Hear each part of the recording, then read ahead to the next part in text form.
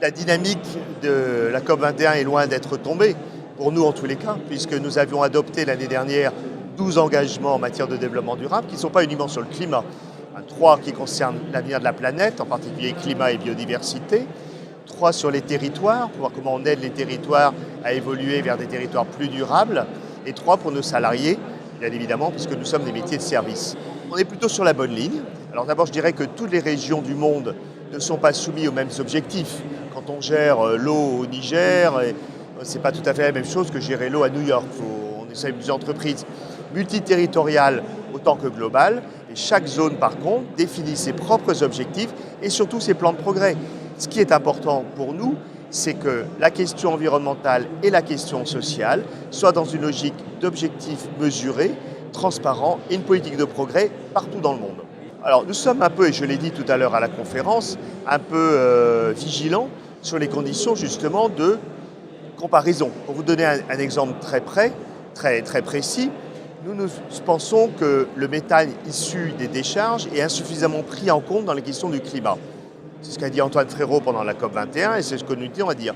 Donc du coup, on applique un pouvoir de réchauffement global du méthane issu de nos décharges très important. Alors bien évidemment, ça fait plus objectivement d'émissions de gaz à effet de serre, mais c'est dans une logique de trouver les solutions et d'améliorer les solutions. Ce qui est important aujourd'hui, c'est qu'on valorise les solutions qui sont apportées à la planète et qu'on ne soit pas uniquement dans une logique de comptabilité d'émissions émises par chacune des entreprises.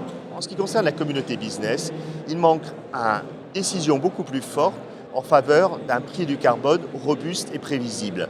Ça avait été la position des entreprises pendant la COP 21 et on voit bien qu'on a peu du mal à mettre en œuvre cela. Alors nous avons décidé de créer notre propre prix interne du carbone dans nos décisions d'investissement.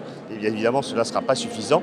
Il faut que la communauté des entreprises s'engage beaucoup plus fortement en matière de prix du carbone. Et le deuxième point surtout pour nous, c'est de penser un peu plus à l'économie circulaire.